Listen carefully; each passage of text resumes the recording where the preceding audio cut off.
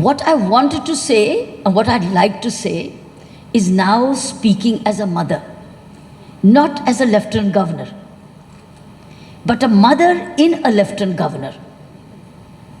Because all of us have a mother and a father in ourselves. My first thing which I would tell if my daughter was sitting in the audience is prepare for a life ahead. Prepare for a life to survive for yourself. While you will live for others, you will serve others. You will care for others. You first have to prepare for your own life. When I was growing up, we were 4 sisters. We were 4 sisters. No brother. And you know, when the times when we were growing up, having a son in the family to carry forward the family name, inherit family property, was so vital. And at that time, dowry was so much in demand. It's still in demand, but it was blatantly in demand because there was no act, there was no shyness about it. So we used to see open display of dowry as a child. I used to attend weddings. So we were 4. That means my parents would have had to start stitching and tailoring and saving and buying jewelry from the beginning 4 times over to marry us 4 girls. 4 girls is no job. I remember my neighbors, the mother had started to stitch, start to knit. I used to ask her, why are you knitting?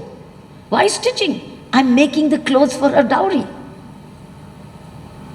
But when we were growing up, my mother and father never talked about it. They never talked about it.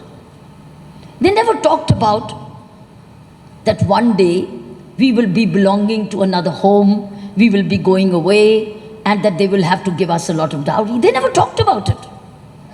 They only sent us to the best school. The most expensive, best school in the city of Amritsar. We went, all 4 of us. After that, from the best college we could go.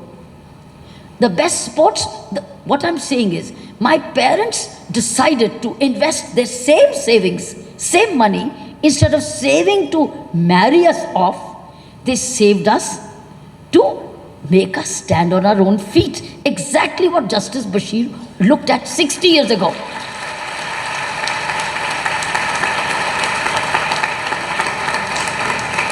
So, Justice Bashir and my father had the same vision. My father's vision also was, make my daughters stand independently on their own feet. Had he not thought of this and said, no, you have 4 burdens on us, or you have 4 daughters who've got to get married one day, they start to save, then they would have sent us to a school with a very small fees. They may not have sent us to a college very expensive. They would not have made us play tennis the way they did. They wouldn't have made us travel around the country. Even if we were traveling on sports concession, they would have saved even that money to save to marry us off. But this instead decided to invest that same money into our education. And they told us only one thing, that you will be independent. You will be interdependent, could be. You will have partners in life. You will have a family of your own. Life is about family. But you will first be the bread earner of the family. You are a woman, but that doesn't matter. You need to buy things for yourself. You want to eat the way you want to eat. You want to have your own home. You will be an equal bread earner. That's it. So we were looking forward to one day earning our bread, learning, doing a job. And of course, at some age later on, as life goes on, we've decided to start our own families. But it was zero dowry. Zero dowry. How dare my boyfriend, who was then I was friend with, dare ask me for a dowry? Dare. I would throw him out. But he didn't deserve it.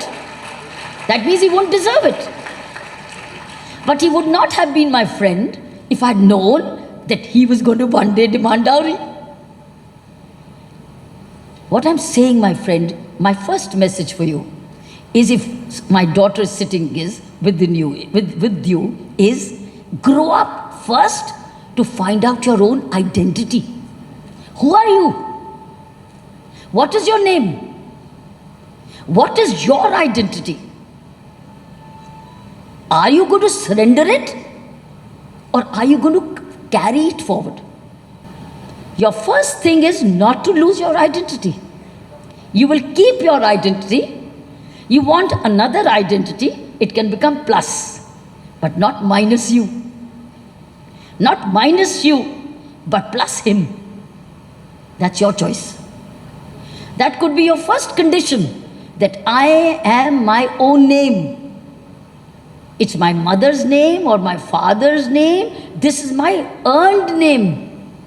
And therefore this earned name will become plus. But you cannot say that. You cannot say that till you have an identity of your own, economic income of your own, a qualification of your own, an earning of your own, a skill of your own, confidence of your own, courage of your own, love of your own. You cannot have it, you cannot say it till you're confident with yourself to who you are. The moment you don't have that confidence, you like to surrender that confidence and assume somebody else's identity, because that is securer.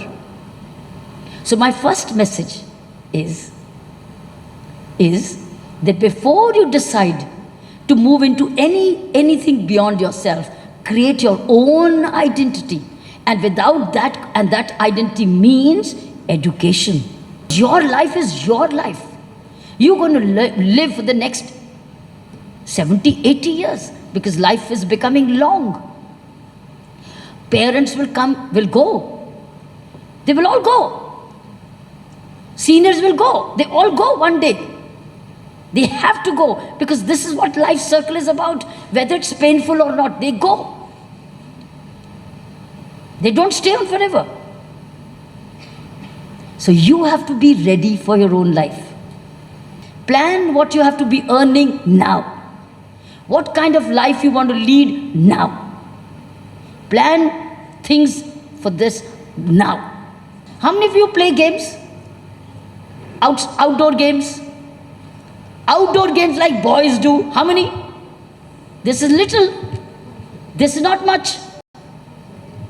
When you play, you play. Let these whales fly. But you play. If you don't play now, you'll never play in your rest of your life. This is the time to play. It is the time to read. This is the time to educate. This is the time to be skilled.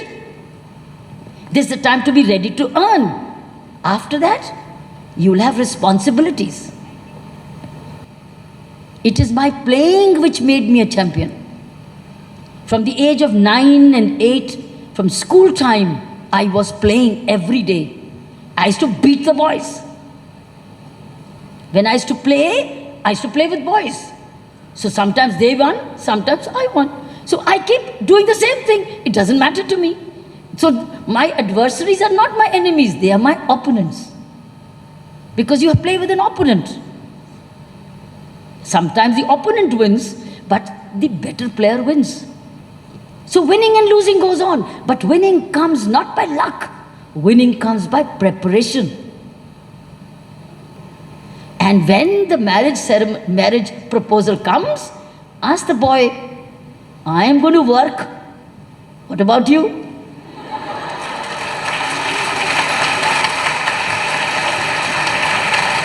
Are you okay with me?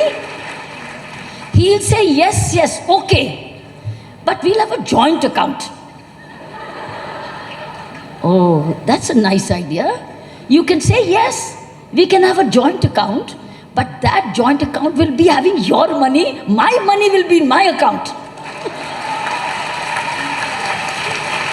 So I'll have a right to your money, but my money will be in my account.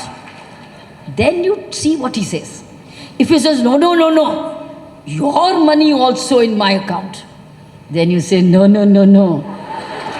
You are not a good man. You can say, I was testing you. You're not a good man. Rejected. You must find before you, so nothing called blind. Nothing blind. Or if he says, yes, yes, very nice, because he likes you. And he says yes to your bank account. He says yes to your working. But after marriage, he says, no, no, no, no. Then you put him on notice. Saying 3 months' time.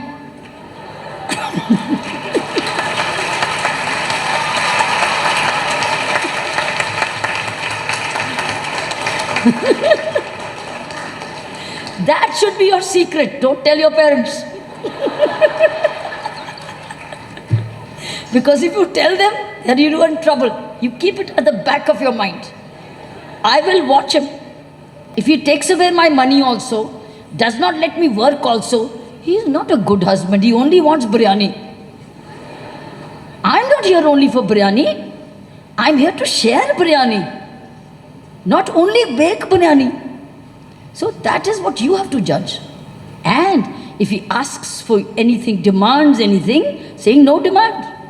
Neither my from you nor from me. No demand.